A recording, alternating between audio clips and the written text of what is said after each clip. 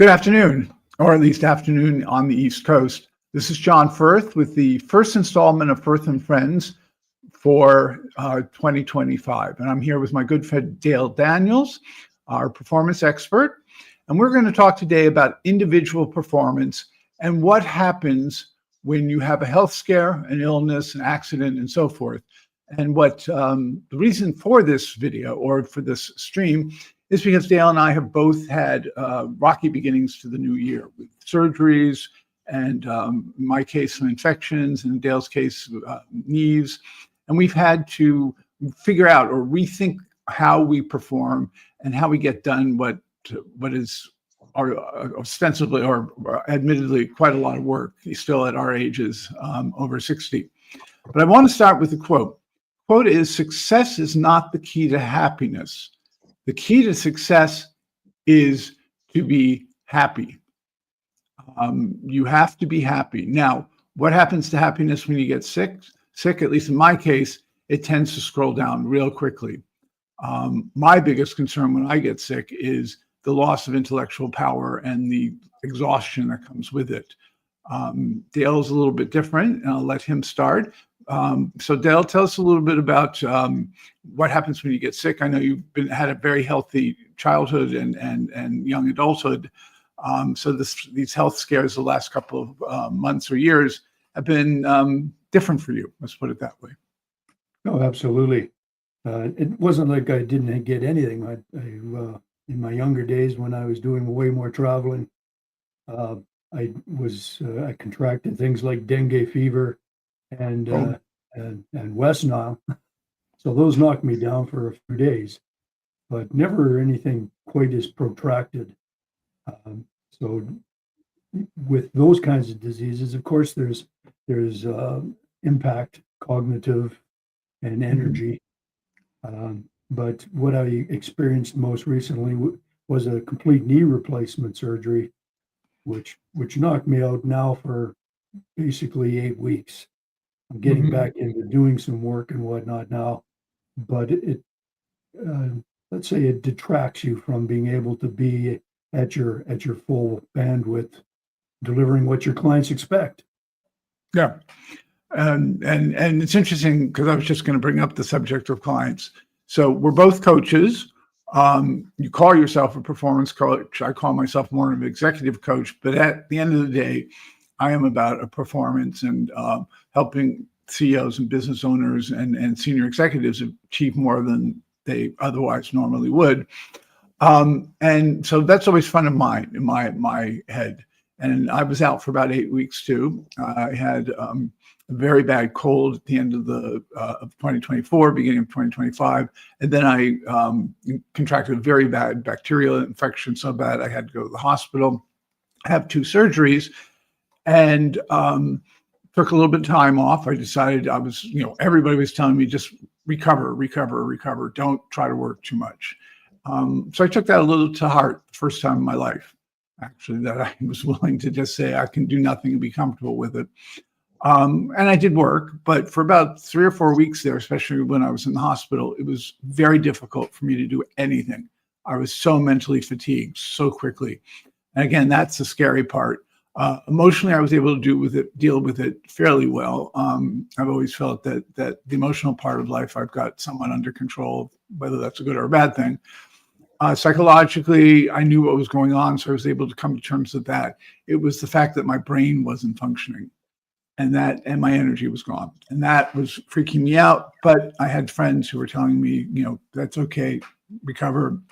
They took over certain sessions of executives over 50, but my clients were very understanding. Not that it was a surprise to me because some of them I've been working with for years, but it was really nice to see how supportive they were during that time. What about you? Exactly the same, John. When I had a little bit of a lead time, not lots. I've been waiting for this full knee total replacement for quite some time, but I was only given about 2.5 weeks between the time I was notified until I went in for surgery on January the 7th. So mentally, I was prepared for this, and I had taken some steps and spoken with my clients, spoken with associates, so that people were prepared for me to, basically go down for a while. Mhm. I Now, I didn't have any diminished capacity other than physically. I couldn't sit at my desk for any length of time. So I had the energy, I had the desire to work. I just couldn't because I couldn't sit at the desk. This desk mhm. is a sit stand desk for Mhm. much more than 15 minutes. Wow. Yeah, and then would have to find ways to manipulate my legs so that I could sit. And as you know, when you're in pain, you that's the only thing that you focus on. You don't focus on the document in front of you or the conversation you're trying to have. So I basically shut down almost completely for a little more than 3 weeks. Wow. Yeah. Um, so tell me a little bit about sort of your did you have any anxiety or or boredom? What were some of the things that you discovered? For me, I just slept a lot. Oh yeah. Yeah. Um, ex- I'm still experiencing some of that boredom because I don't have full mobility. I won't. If those who have not experienced a full knee surgery replacement, it's a year to be able to get to full recovery. But having said that, my goal is to be playing golf in April. So, and Very that's good. all about being able to be focused on the rehabilitation and doing physiotherapy and whatnot. So that takes time away from the work that I need to be doing, but it's necessary. So I try to do these exercises minimally twice a day, anywhere from an hour to 2 hours a day. But being able to sit now, I can sit at the desk now for up to 3 hours. I will raise it up so I can stand periodically, but Mhm. beyond that, it's still uncomfortable. And standing, how long can you stand? I've worked up to just about 10 minutes. 10. Oh, okay. So and then the knee really starts to hurt or Um, Most of the pain I've always had here has been muscles around my leg. mhm. So it manifests itself in I have some sciatica as well, so the back of my hip as opposed to the knee itself. I do one some of the exercises that do are about strengthening my leg, and one of them is to also build some balance. I'll stand for up to 2 minutes on just that leg. Wow, that's good. Yeah. Sort of like in yoga, the tree. If you've ever done yoga, where you've got I one leg, you're really standing on one leg with the other leg sort of propped up against it. and Um, I don't quite put my leg up like that. I look more like a willow tree with a big lean to it. okay. All right, so that's a form of a tree. Um, yeah, so I just want to also greet the visitors, also those who will be looking at the video after this event. We are in the recover, restore, and return, or no, reevaluate, recover, reevaluate, and return from illness back to performance. Um, and this is, as you get older, more and more of a topic. There's all sorts of fallout from a health scare, and they do become more scary as we get older. What about when you were younger? How did you deal with illness back then, or injury? This knee problem, for an example, that started when I was playing football and actually lost my scholarship by getting it blown up. So I dealt with it probably not very appropriately because Okay, instead of I went back to the weight room and lifted more weights and never uh, did get the surgery that I was required. Even mhm, though I lost my football scholarship, I came back to the town that I live in, the university here, and played for the university's uh, varsity basketball team, which further damaged it. So I was I just going to literally, say, having played basketball myself, that's really hard on the knees. truly. So all I did was live through the pain. My performance wasn't as good back in those But days. you were more committed to your performance than to your health. Yes. Yeah, I would say the same with me. I wasn't as athletic, so I didn't have any athletic injuries per se. But I do occasionally get sinus headache or sinus problems and bad colds, occasionally flu, had COVID twice.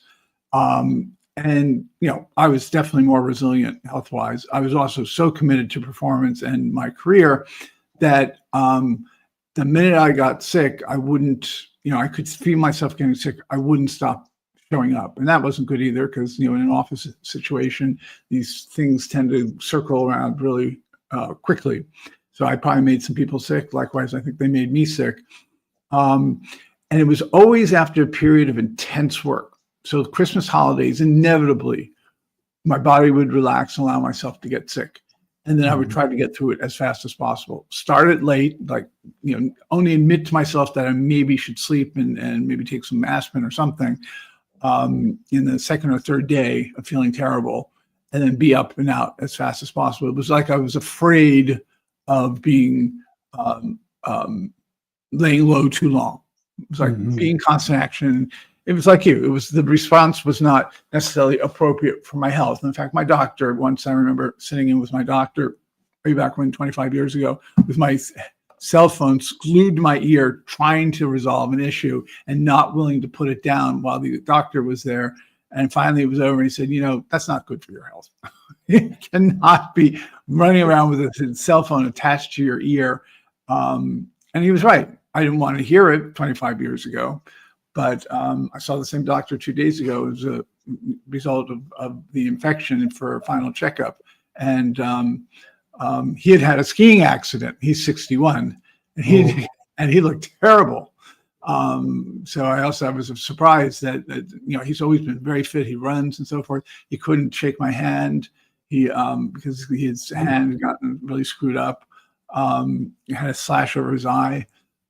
So another one, and this is beginning to sound a little morbid, but I think the reality of the situation is at some point, these injuries and illnesses, we do have to take very seriously after 60. Well, and just as the title suggests, being able to let go of some things, which is difficult. But if you're not going to focus on the recovery, you can't move forward. No. And whether it's injury or if it's illness, if you're not going to focus on getting to as close to full recovery as you can and putting in the work to get there, right? And sometimes not work. Sometimes just saying it's okay if I lie in bed right now and sleep. Yeah, precisely. In my case, the work was the physiotherapy. Which, by the way, I had a bad car accident 2 years ago, and I did physiotherapy, and I had the same attitude: was if I want to heal and if I want to not feel pain, I better do the physical therapy. And I got that. I did my 30 hours, and it definitely helped. What about the reevaluate? So I spent the week I spent in hospital. I did a lot of reevaluation of almost everything because, quite frankly, there was nothing to do. I had listened to all the podcasts I wanted to hear. I had wasn't in the mood for watching TV. So I had a lot of time literally just to lay there and think. And that's when I started evaluating my businesses because I didn't feel like I had landed in a good place for the beginning of the year for multiple reasons. So it was one of those periods where I used it to reevaluate. So for me, the recovery was about taking the antibiotics, I've become much more hygienic. That was another reevaluation since it was a bacterial infection. Now I'm far more aware of washing my hands all the time and just staying, cleaning up after myself, which I'm terrible at. I just cleaned up my bathroom before we started. And so forth. So the recovery was clear in my mind at least, the doctors were taking good care of me. And I was really, I have to say, in fact, this is what I had was not exactly a common ailment, but they did all the right things. I knew I had to take the time to reevaluate a whole bunch of stuff. But primarily my businesses, because I still want to perform professionally, even at the age of 65. But what about you? What sort of reevaluation did you go through? Well, there was a number of things. As you said, when you have the time and your mind begins to wander, you start to think about the forward picture. So one of the things that um, wanted to spend more time on was planning for more contingencies.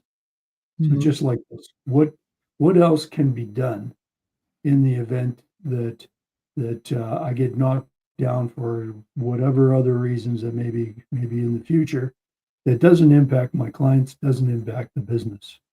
Interesting. So yeah. What So did you come what up does with? that actually? Yeah.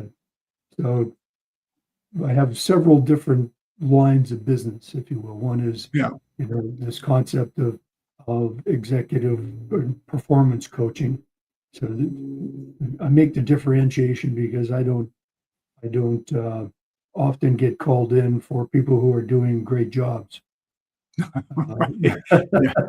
Yeah. Although usually it's because they think they're not doing a great job and not because they're Yeah, not doing a great job. But yeah, I understand the other situation. I'm actually called into a situation right now for that issue. yeah. So what does that look like? How can I hone the tools so that kind of behavior leads to the next which is about as my tagline for the company is thriving people, extraordinary results. So how can more focus on leaders lead to more organizational output and outcomes that are actually defined as success? Mhm. And it does entail things like developing human capital systems. It does involve in HR programming and whatnot. But at the end of the day, one of the things I was doing while I was evaluating was looking at more of the research, and there are very, very few cultural transformations. When I mean very few, like under 10%, that In actually, business or in general? Because of course now in politics we're seeing the attempt at yeah, a gargantuan transformation. yeah. And it's organizational, whether it's Right. business, Mhm. government, public sector, uh, even in the not-for-profits. If you don't have the right type of leadership with the right mindset, doing the right things, the transformation will fail 100% of the time. Right. Right. Those 10% of transformations that show that they are achieving the business results they wanted, that took executives and their senior management a lot of focus, developmental work, and getting it across the line. Not many people are truly born as transformational leaders. They just Yeah, well, I think of the great transformational leaders like Lou Gerstner at IBM, Lee Iacocca at Chrysler, I think it was.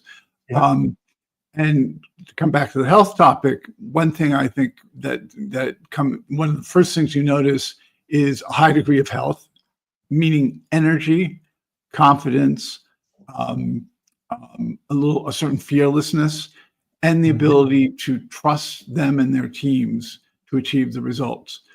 And all those things I think suffered mightily in my own case when I was sick. And again, that's sort of the scary thing for me is having spent my whole life either being a leader or helping people be leaders and to, uh, well, attempt to do transformations. Although I did turn an organization around that almost went bankrupt, which is a form of transformation. I'm more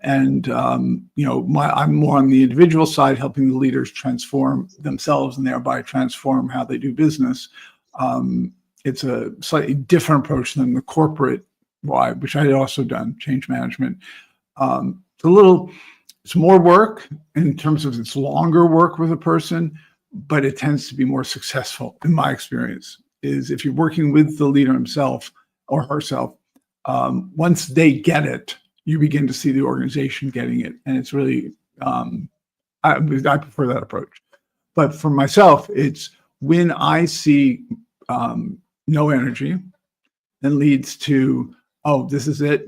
My life, the emotion, the psychological effect of, oh my God, I'm 65. This is probably a preview of what life is going to be like. So my confidence starts to go down, and everything sort of starts to crumble. But on the other hand, I'm mature enough to say, okay, you're sick. You got to recover. And I have to say, I would say I really hit more or less full recovery beginning of the week. I have one more visit I have to take. But it's really all under control. Yesterday, I had one of the most productive days of my life. I worked 12 or 14 hours, didn't really feel tired, and I was so satisfied and so happy and relieved that I actually had it coming back, that I still have it, which is a little pathetic to say in some ways if you listen to it. But it was reassuring to know that you can recover and you should take the time to recover and reevaluate so you can return. I feel yesterday I fully returned, and today I have a full schedule. I have this LinkedIn live event, which if anybody's done these know it's easy on one hand, but you still have to do the prep work. And you still have to show up properly when you do these. Another reason why I've started the series later this year. Usually I start at the beginning of February. We did 2 rebroadcasts in February. But I'm about a month behind, and that was because of the illness. There was no way I could do a LinkedIn live in the state I was in. So that was one reason why I started late, and I still am far behind on things like LinkedIn posts and all the usual stuff I would do, if not daily, at least several times a week. Right. Well, and you have to, you can only run against that brick wall so many times before you finally realize that it's not the one that needs to move. Yeah. Well, the other thing I've discovered in terms of not necessarily performance, but to lessen the anxiety about non-performance is the government, at least until now, has done a great job with Medicare, Medicare, Social Security. There's also tax exemption things, like I may be eligible to get my tax exemption for my apartment here in New York City, which the taxes have just gone sky high. It's like 25% more this year than it was last year. There are a lot of programs. So for executives over 50, which I'm representing on this call, I'm putting together all of the good websites that actually point to things for seniors, however you define that. I define it as over 50, but over 60. Usually they really kick in when you're 65 for things like financial aid with chronic illness or cancer or medications, co-pays, coverage. I'm looking at tax exemption. There's a lot of financial resources available to older people that I don't think they know about it. So that anxiety, and obviously performance has to do with business and ultimately your financial situation, that has been a huge source of comfort, knowing that indeed the government, and it sounds really old-fashioned to say it, but at least until now, the government has been pretty good to me in my later years, in my last 2 or 3 years. Yeah. We have a completely different system. I'm from Canada, and our system is significantly different. So we have let's say it's the systems that are running them are some of the concerns around the healthcare system. But by and large, you will get, the services you need. It may take some time depending on things like elective surgeries and whatnot. But we also buy, and I know you can relate to this. We buy as a couple supplemental health insurance, Right. Yep. which tops everything up, and it covers all the rest of the drugs. Yep. We have that too. But I only pay like $250 a month. Oh, that's less than I pay. I pay like 370. Yeah. So and that's Canadian dollars you're talking about, right? Exactly. So that's the US dollar is about half of what I pay. Yeah.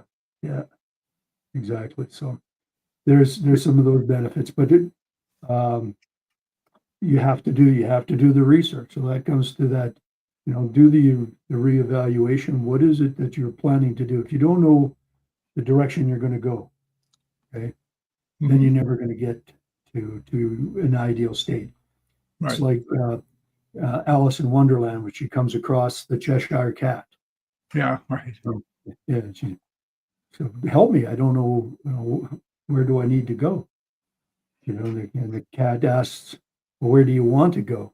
She Mhm. says, I don't know. She says, well, then any road will take you there. Are you there? Right. Yeah. So the same kind of concept.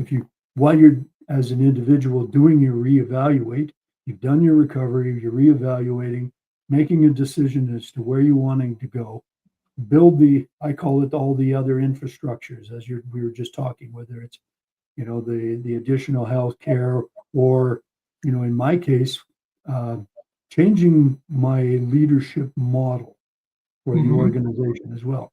So I rely on associates, for an Right. example. As do I. Yeah. So what I'm looking at doing, it's talk about heal thyself, physician. So I use a model for an executive team, for an example. But a highly dysfunctional executive team isn't really a team. It is a work group. So you have all the C-suite circling the CEO, who's in the middle of this, and they don't work as a team. The executive vice president of manufacturing can be successful, but maybe at the expense of the procurement senior Mhm. executive. Mhm. That's what we call Those, storming in the forming, storming, norming, outperforming. Yeah, I've gotten called into the storming phase of teams too. so what I'm looking at doing is moving from that, where I am that centerpiece, evolving so that firstly I move out into a larger circle, and then to a Mhm. place in the future where I'm actually outside of that circle, taking on a different kind of role, but not directly related. But the company survives my, call it, the retirement phase, Yeah, even though I'm and never fully that's retired. what I tell. In fact, I was just talking to one of my business owners today about that, which is the need for a CEO to make themselves dispensable for a whole bunch of reasons, many of which you just cited. Yeah, You can't be the bottleneck anymore. You're getting older. You want to do other things with life. You want to make sure your health is good. So I understand that's where you landed. I actually didn't necessarily. I've been moving there. For me, it was more reevaluating the actual business models that I was trying to build. I tend to be a little creative, which is great to a point. And then sometimes when you really just have to think hard dollars and cents, you have to really think about your clients and what they want and how they want it. So that was the thing I thought a lot about is the business model. I have a number of associates with me at executives over 50. And for 2 weeks, I let them run the meetings, which was long mhm, overdue. And I've been doing this for years, so for me, it's easy, and it's hard for me to watch somebody who's floundering in the middle of a meeting, not quite sure how to keep it going. But I had to trust they were going to do it, and I said, there's no way I can lead these meetings. It'll be a disaster. And they took over, and it seems to have gone well. So yeah, it is about relying on others and trusting others to do the work when you can't do it. yeah, totally, Yeah. totally. That's Now, the has your return been so my return right now, I feel like I've returned. And you've talked a little bit about starting to play golf and so forth. We, how do you feel where are you in your return? I am probably about 60% back into the level of work within the Daniels Consulting Inc. Mhm. Um, And that's because recovery is basically a year, for all intents and purposes.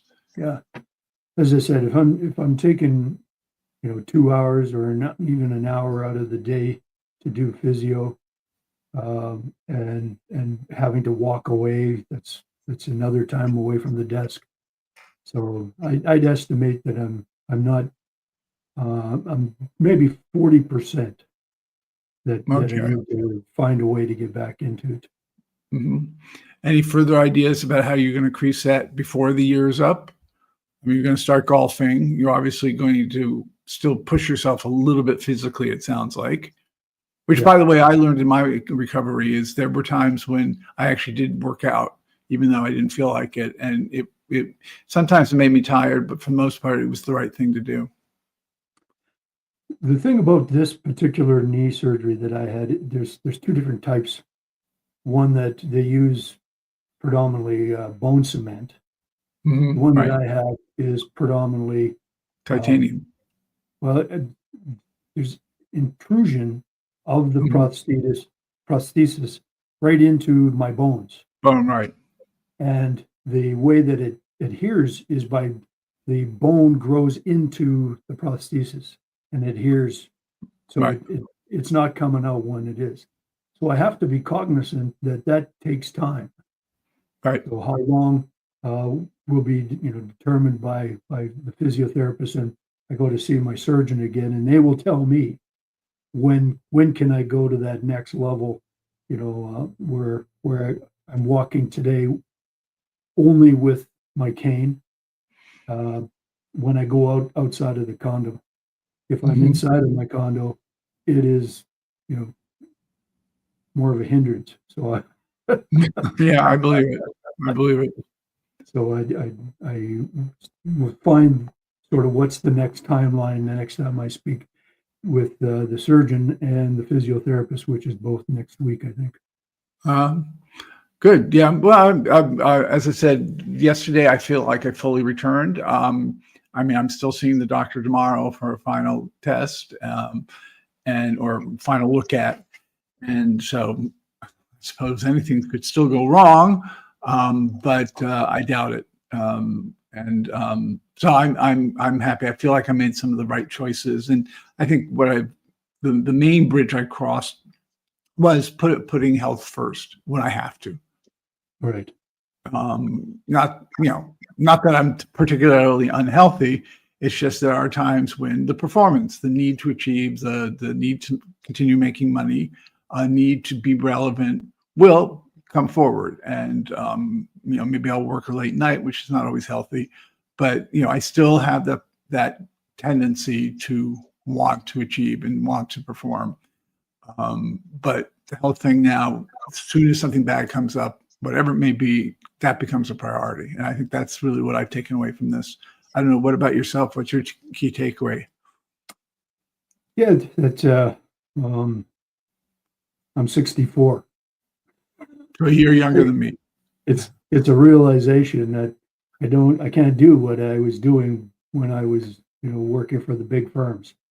So in my 30s and my 40s, Right. and what you were describing, your 12 or 14-hour days was every day. Right. Yeah. I had one project where we started at 7 a.m. We wouldn't come back to the hotel until 2 a.m.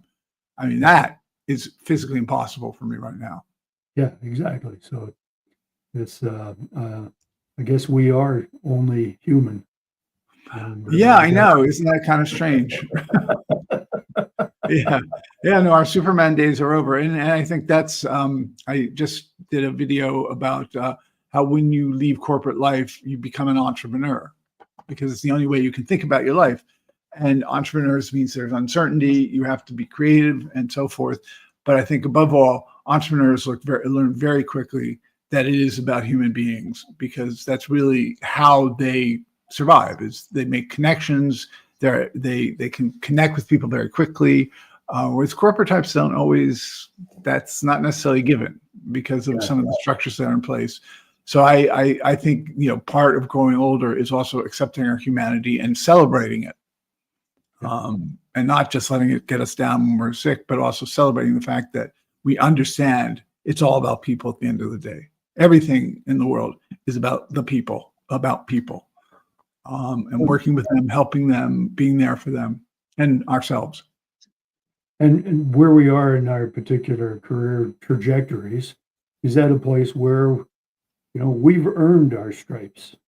We've dug the ditches, we've laid the foundations, and now we need to be the sages Yes. and provide, just as I was describing, those that may be with us, those who we serve as clients. It's about being able to provide them some of the insights and the learnings along the way. Yep, exactly. And that's why we're still in demand and why people hire us, is because of the wisdom and the sage. In fact, I did a brand assessment about a year ago, and that's what came out of the brand assessment, that my brand is about being sage. Not that it was news to me, but it was a relief to know that it's coming across. But anyways, it's been a great conversation as always. I don't see any comments or questions. But again, I am the CEO of Executives Over 50, where we are committed to helping executives who are aging out of the or leaving corporate life for a variety of reasons with the sort of stuff that we're talking about now, particularly the transition and the need to become entrepreneurs in their lives because nobody's telling them what to do anymore or how to do it. So I welcome anybody to visit us on the website or make a free consultation through the website. And thank you, Dale. Well, you're welcome. Thanks for having me again.